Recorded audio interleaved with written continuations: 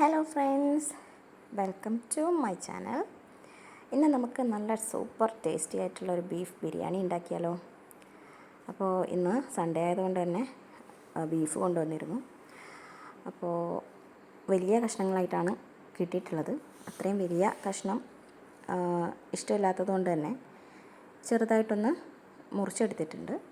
നന്നായിട്ട് ഒരു 3-4 വെള്ളത്തിൽ കഴുകിയെടുത്ത് വെള്ളമൊക്കെ കളഞ്ഞ് വെച്ചിട്ടുണ്ട്.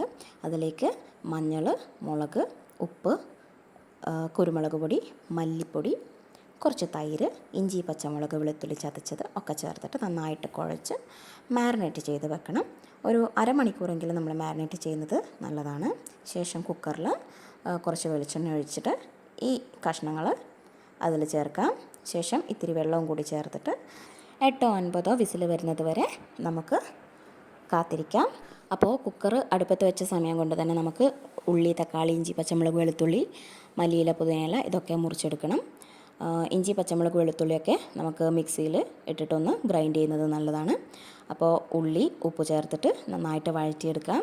അതിനുശേഷം നമ്മുടെ ഇഞ്ചി, പച്ചമുളക്, വെളുത്തുള്ളി പേസ്റ്റ് ചേർത്തിട്ട് ഒന്നുകൂടി നന്നായിട്ട് അതിൻ്റെ പച്ചമുളകൊക്കെ മാറി വരുന്നത് വരെ വഴറ്റിയെടുത്തിട്ട് തക്കാളി ചേർക്കാം.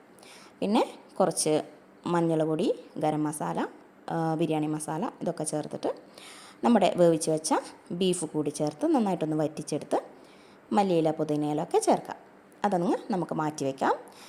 ശേഷം നമ്മുടെ ചോറുണ്ടാക്കുവാണ്. ഞാൻ കുക്കറിലാണ് ചോറുണ്ടാക്കാറുള്ളത്. അപ്പോൾ ഉള്ളി, അണ്ടിപ്പരിപ്പ്, മുന്തിരി ഇതൊക്കെ നമുക്ക് നെയ്യിൽ വറുത്ത് കോരി വെക്കാം. ശേഷം നമ്മുടെ സ്പൈസസ്, പട്ട, ഗ്രാമ്പൂ, ഏലക്ക ഇതൊക്കെ ചേർത്തിട്ട് 1 ഗ്ലാസ് അരിക്ക് 2 ഗ്ലാസ് വെള്ളം എന്നുള്ള കണക്കിനാണ് ഞാൻ എടുത്തിട്ടുള്ളത്. ഇപ്പോൾ ഞാനിവിടെ 3 ഗ്ലാസ് അരിയാണ് എടുത്തിട്ടുള്ളത്. അപ്പോൾ 6 ഗ്ലാസ് വെള്ളം വെച്ചിട്ടുണ്ട്. വെള്ളം തിളക്കുന്ന സമയത്ത് നമുക്ക് അരി കഴുകി ഊറ്റിയിട്ട് ഇതിലേക്ക് ഇടാം. ശേഷം നന്നായിട്ട് തിളക്കുന്ന സമയത്ത് കുക്കറിൻ്റെ അടപ്പിട്ടതിന് ശേഷം നമുക്ക് സിമ്മിലോട്ട് മാറ്റിയിടാം. ഒരു 8-9 മിനിറ്റ്, കൂടി വന്നാൽ ഒരു 10 മിനിറ്റ്, അത്രയും സമയം നമുക്ക് സിമ്മിൽ തന്നെ ഇടണം. അതിന് ശേഷമാണ് നമ്മൾ സ്റ്റൗ ഓഫ് ചെയ്യേണ്ടത്. അപ്പോൾ ആ സമയം കൊണ്ട് നമ്മൾ സാലഡും ചമ്മന്തിയും കൂടി തയ്യാറാക്കുന്നുണ്ട്. കുക്കറിൻ്റെ ഗ്യാസൊക്കെ പോയതിന് ശേഷം നമുക്ക് അടപ്പ് തുറന്ന് നോക്കാം. നല്ല വിട്ട് വരുന്ന ചോറ് തയ്യാറായിട്ടുണ്ട്. ഒട്ടും ഒട്ടിപ്പിടിക്കാത്ത നല്ല ചോറ് തന്നെയാണ് നമുക്ക് കിട്ടുക. അപ്പോൾ എല്ലാവരും ഇങ്ങനെയൊന്ന് ട്രൈ ചെയ്ത് നോക്കുക. നമുക്കിനി ദമ്മിടാം. ബിരിയാണി പോട്ടിൽ നെയ്യ് തടവിയതിന് ശേഷം ബീഫ് മസാല ഇട്ട് കൊടുക്കാം. ചെറിയൊരു തിക്നെസ്സിൽ മസാല ഇട്ടതിന് ശേഷം ചോറിട്ട് കൊടുക്കാം. ചോറും അതുപോലെ തന്നെ നല്ലൊരു ലെയറായിട്ട് തന്നെ ഇട്ടിട്ട് അതിൽ ഗരം മസാല, ബിരിയാണി മസാല ഇത് വിതറി കൊടുക്കാം. അണ്ടിപ്പരിപ്പ്, മുന്തിരി, പിന്നെ കുറച്ച് നെയ്യ്, മല്ലിയില, പുതിനയില ഇതുമൊക്കെ നമുക്ക് വിതറി കൊടുക്കണം.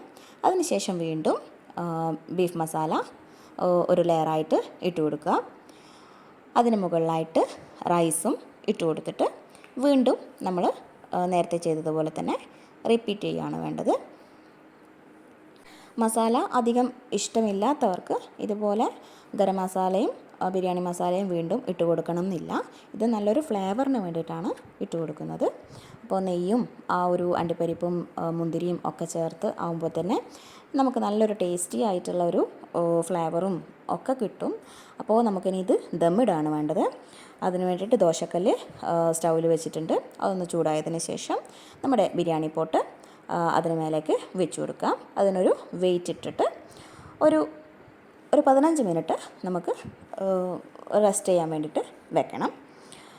അപ്പോൾ അത് തുറക്കുമ്പോൾ നല്ല ടേസ്റ്റി, നല്ല സ്പൈസി ആൻഡ് ഡെലീഷ്യസ് ആയിട്ടുള്ള ബീഫ് ബിരിയാണി, ദം ബിരിയാണി റെഡി ആയിരിക്കുന്നു. എല്ലാവരും ഒന്ന് ട്രൈ ചെയ്ത് നോക്കണേ.